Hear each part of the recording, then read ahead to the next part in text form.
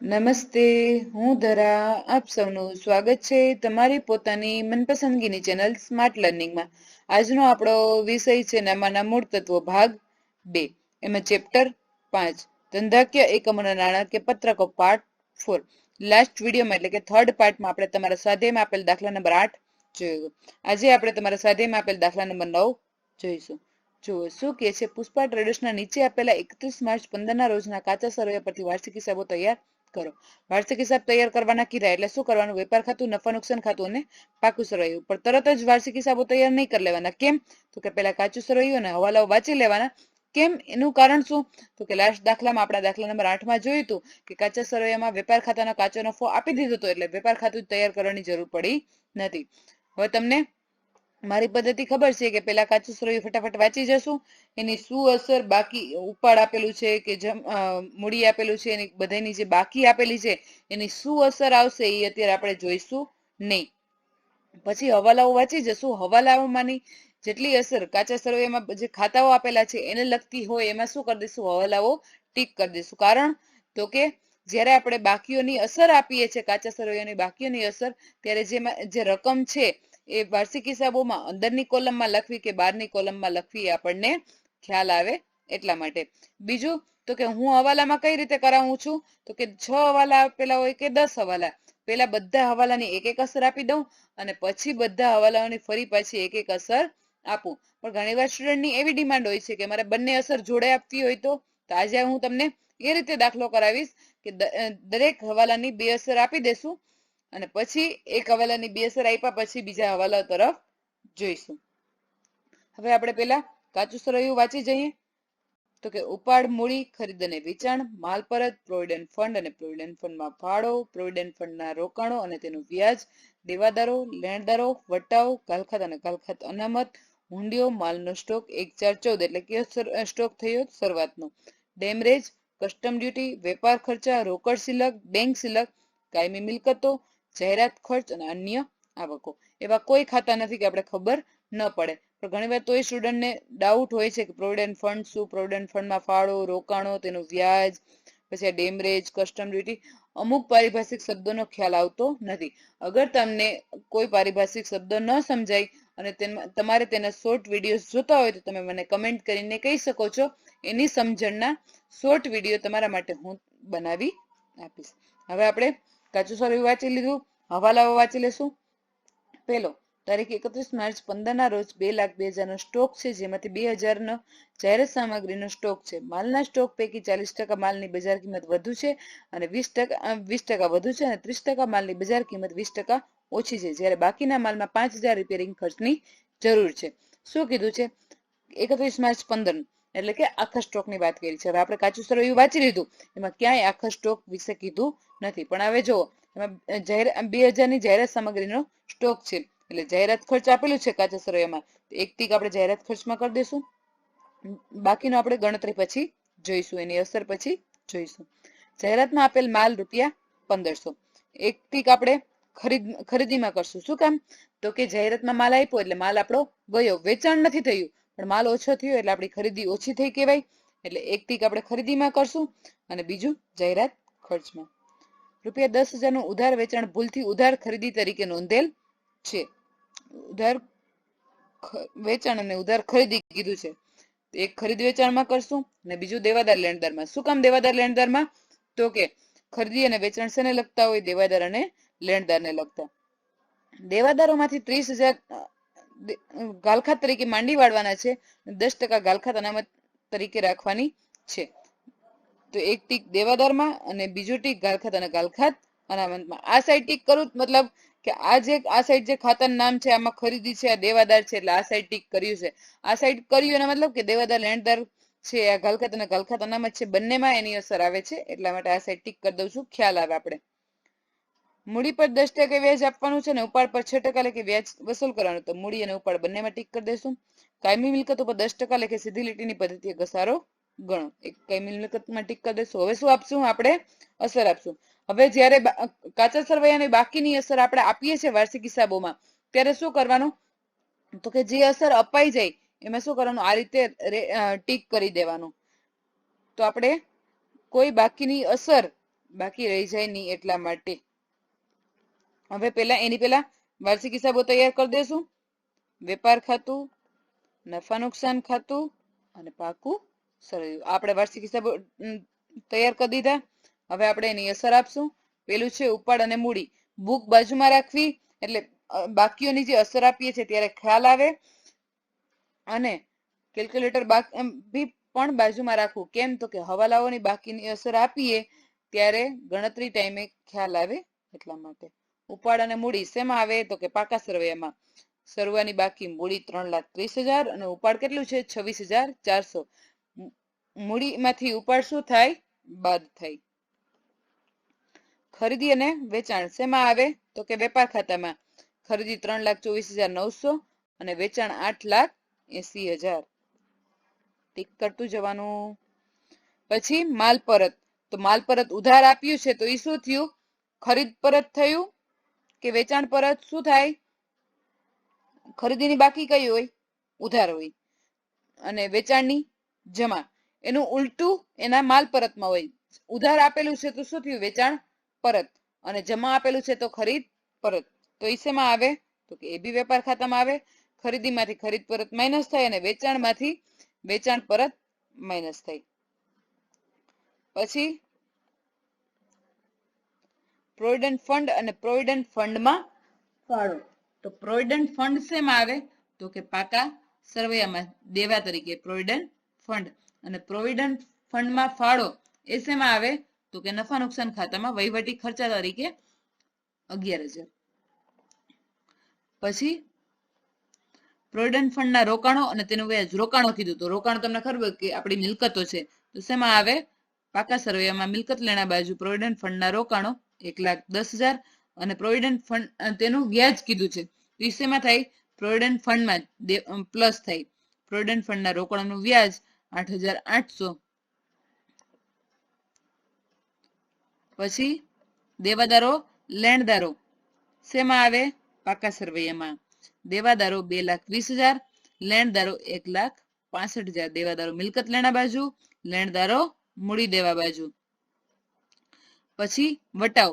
વટાવ આપેલો છે ઉધાર જમા બને છે એટલે એક આપેલો વટાવ ને એક મળેલો વટાવ. તો વટાવ શેમાં આવે? નફા નુકસાન ખાતામાં. આપેલો વટાવ 50,600 અને મળેલો વટાવ આપણી આવક છે 15,400. ગાલખાત અને ગાલખાત અનામત. ગાલખાત આપણું શું છે? નુકસાન છે તો એ શેમાં આવે? નફા નુકસાન ખાતામાં.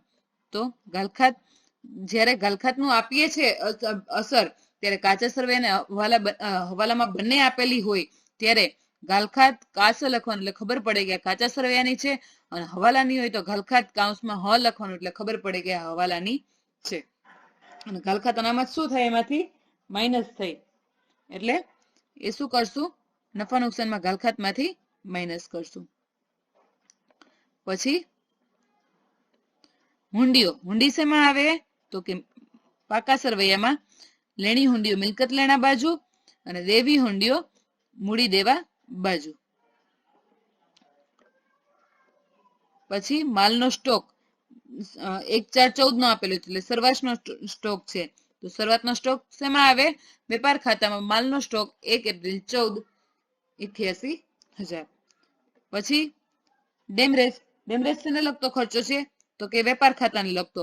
તો શેમાં આવશે? વેપાર ખાતામાં ઉધાર બાજુ ડેમરેજ 3,300. પછી કસ્ટમ ડ્યુટી. તો કસ્ટમ ડ્યુટી શેને લગતો ખર્ચો છે? વેપાર ખાતાને. તો શેમાં આવશે? વેપાર ખાતાની ઉધાર બાજુ કસ્ટમ ડ્યુટી 21,000. પછી વેપાર ખર્ચા. વેપાર ખર્ચા કીધા છે ખરીદીને એટલે વેપાર ખર્ચા કીધું છે એટલે એવું જરૂરી નથી કે વેપાર ખાતામાં જ આવે. શેમાં આવે?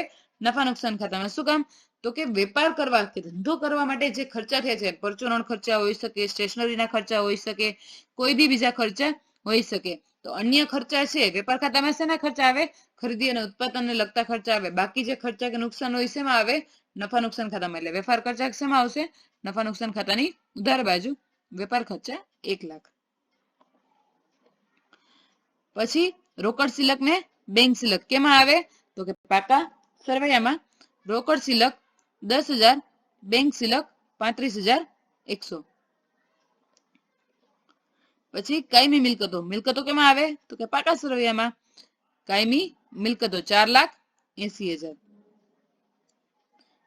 પછી જાહેરાત ખર્ચ. જાહેરાત ખર્ચ શેમાં આવે તો કે નફા નુકસાન ખાતામાં જાહેરાત ખર્ચ 10,000. પછી અન્ય આવકો.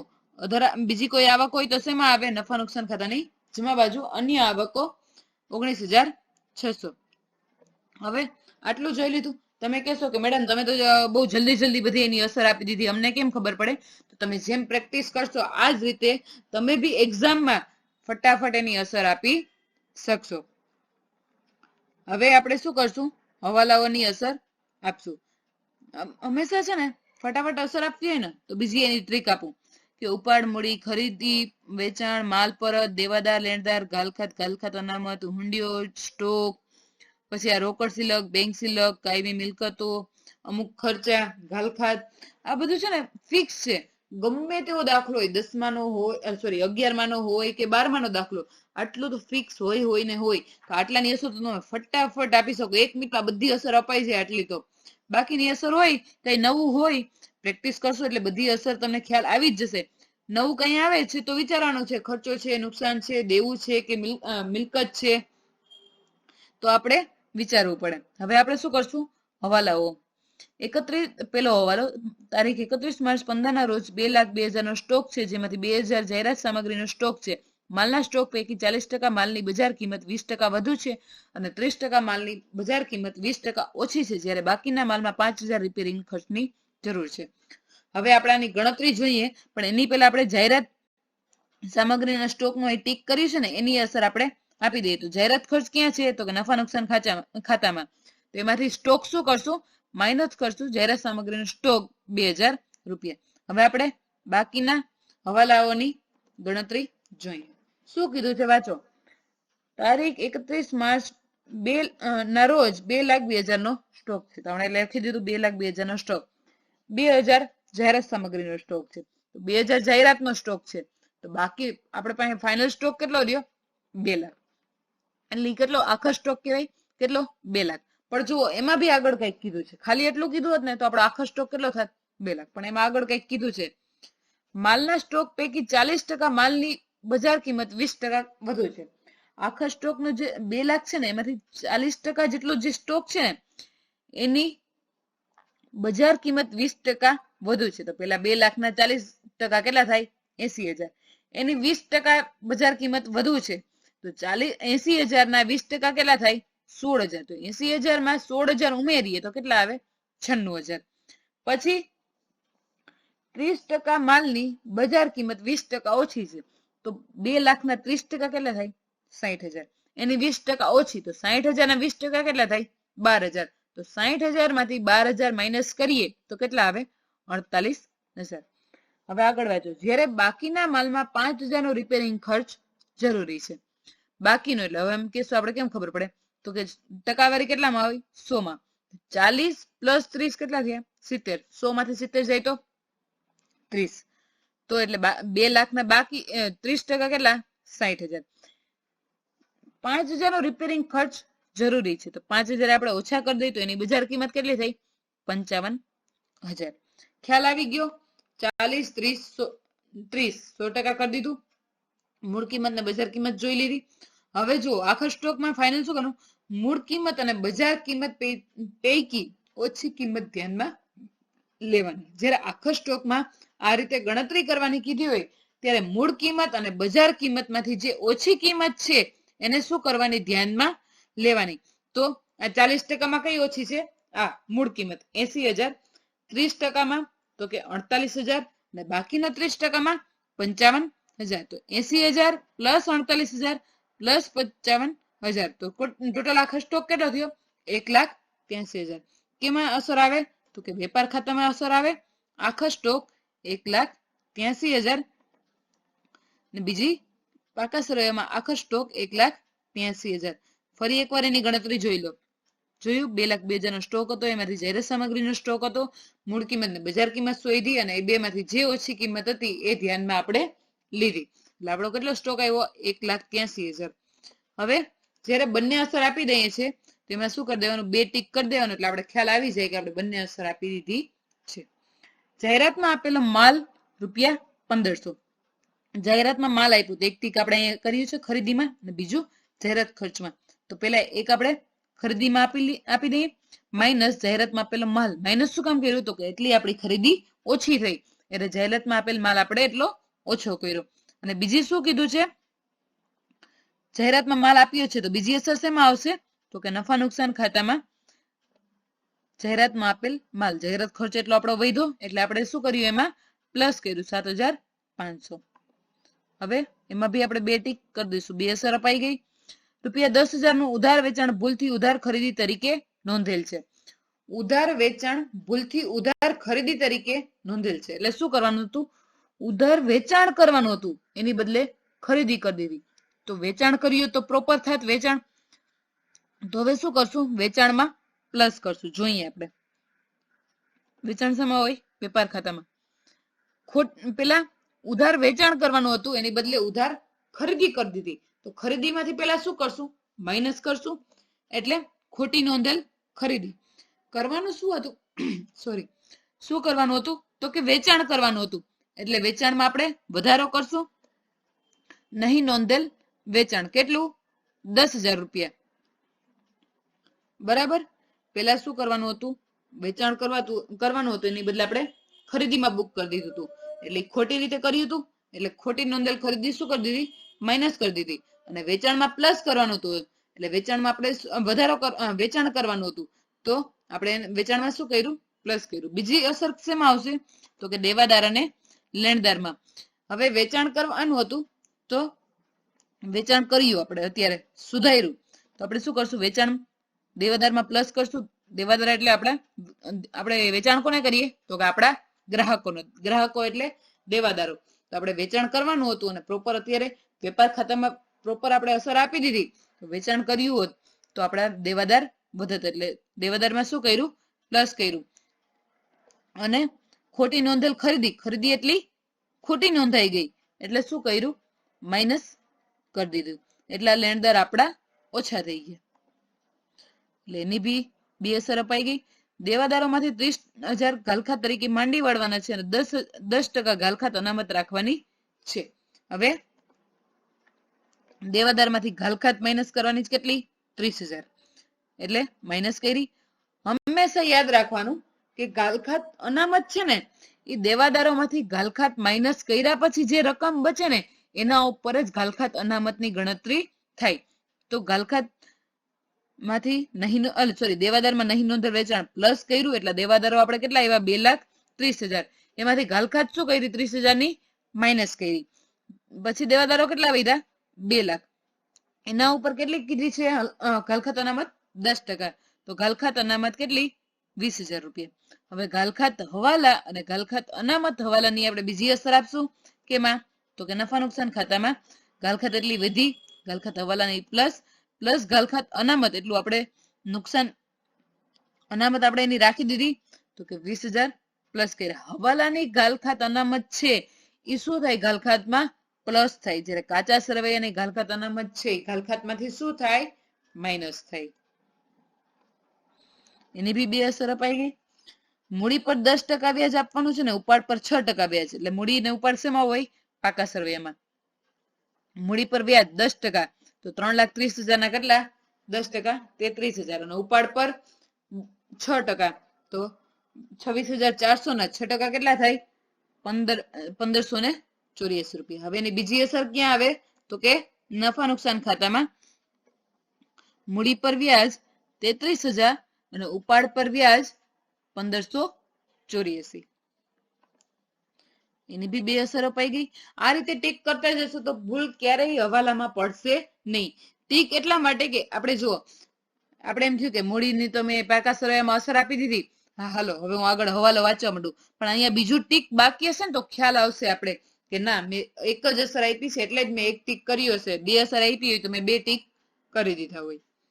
કાયમી મિલકતો પર 10% લેખે સીધી લીટીની પદ્ધતિએ ઘસારો ગણો. કઈ પદ્ધતિ કીધી છે, સીધી લીટીની. હવે સીધી લીટીની પદ્ધતિ જયારે ઘસારો ગણવાનું કીધું હોય ને ત્યારે આપણે મિલકતની જે પડતર કિંમત હોય ને એની જરૂર પડે. આપણે આપી છે તો કે આ કાચા સરવૈયામાં આપણે કાયમી મિલકતોની પડતર કિંમત આપેલી છે.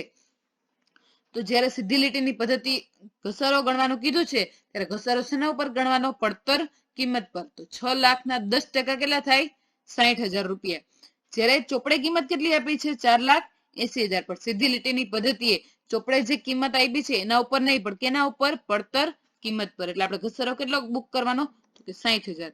તો કાયમી મિલકતમાંથી ઘસારો માઇનસ કરશું. ઘસારો કેટલો? 10%, 60,000 રૂપિયા. અને બીજી અસર, નફા નુકસાન ખાતે કાયમી મિલકત પર ઘસારો 60,000 રૂપિયા. એમાં બી બંને ટીક કરી દઈશું. જો બધા ટીક આવી ગયા, મતલબ આપણે બધી અસર અપાઈ ગઈ, કાચા સરવૈયાને બી અપાઈ ગઈ, હવાલાઓની પણ અપાઈ ગઈ. હવે આપણે શું કરશું? ખાતાઓ બંધ કરશું. પેલા હવે જયારે ખાતાઓ બંધ કરીએ છીએ ત્યારે જે રકમ અંદર લખી છે એને આપણે બારે લેશું. એની પહેલા ક્યારેય રકમ બારે લેવાની નહીં. ખાતાઓ, વાર્ષિક હિસાબો બંધ કરવા ટાઈમે રકમ છે એ બારે લેવી. શું કામ? તો કે કઈ પ્લસ માઇનસ હોય તો આપણને ખ્યાલ આવી જાય ને ચેક ચાક થાય નહીં, એટલા માટે. હવે વેચાણમાં પ્લસ નહીં નોંધેલ વેચાણ કર્યું હતું એટલે કેટલું આવ્યું વેચાણ? 8,90,000. એમાંથી પરત માઇનસ કર્યું હતું એટલે બાર વેચાણ કેટલું આવ્યું? 8,02,000. એ જ રીતે ખરીદી કેટલી આવી ટોટલ? 2,85,400. હવે આમાં કઈ બાકી છે? બાર નથી.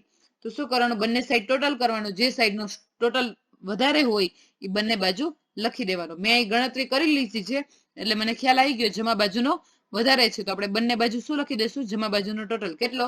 9,85,000. જમા બાજુનો વધારે છે તો જમામાંથી ઉધાર માઇનસ કરીએ તો જે મળે એને શું કહેવાય? કાચો નફો. તો કેટલો મળ્યો? 5,87,300. એ આપણે ક્યાં લઈ જઈએ? નફા નુકસાન ખાતાની જમા બાજુ. નફા નુકસાન ખાતે કાચો નફો. હવે આપણે જશું નફા નુકસાન ખાતે. પેલા કાચા નફાને લઈ આવશું. નફા નુકસાન વેપાર ખાતે કાચો નફો 5,87,300. હવે કઈ બી રકમ અંદર લખી છે એને પેલા બારે લઈ આવશું. જાહેરાત ખર્ચ 15,500. ગાલખાત 33,500. પૂરું. હવે કોઈ બાકી છે? નથી. હવે શું કરવાનું? બંને ટોટલ કરવાનું. જમા અને ઉધારનો જે બાજુનો વધારે હોય એ બંને બાજુ પેલા લખી દેવાનું. મેં ગણતરી કરી લીધી એટલે જમા બાજુનો વધારે છે તો જમા બાજુનો કેટલો છે? 6,23,884. બંને બાજુ લખી દેશું. જમા બાજુનો વધારે છે, ઉધારનો ઓછો છે તો જમામાંથી ઉધાર બાદ કરીએ તો કેટલો બચે? જે મળે એને શું કહેવાય? નફો. પણ કયો નફો? ચોખ્ખો નફો. કેટલો મળ્યો? 3,20,284. એ આપણે ક્યાં લઈ જવાનું? મૂડી ખાતે. એને શું કરશું? મૂડી ખાતે લઈ જશું. મૂડીમાં શું થાય? પ્લસ થાય એટલે આપણે મૂડીમાં વધારો થાય. ચોખ્ખો નફો 3,20,284. હવે પેલા રકમ જે અંદર લખી છે બહાર લઈ આવશું. મૂડી ટોટલ કેટલી થઈ? 6,83,284. એમાંથી ઉપાડ બાદ કરીએ એટલે ફાઇનલ મૂડી કેટલી થઈ? 6,55,300. પછી પ્રોવિડન્ટ ફંડ કેટલા થયા? 1,18,800. એ જ રીતે લેણદારો 1,55,000. કાયમી મિલકતો 4,20,000. પ્રોવિડન્ટ ફંડના પછી દેવાદારો 1,80,000. થઈ ગયું. કઈ બાકી નથી. જો એ ચોખ્ખો નફો આવી ગયો. જેટલી રકમ અંદર લખી હતી એટલી બારે લઈ આવ્યા.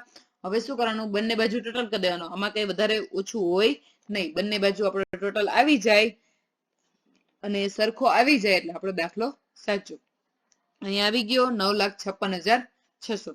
તો આ હતો આપણો દાખલો.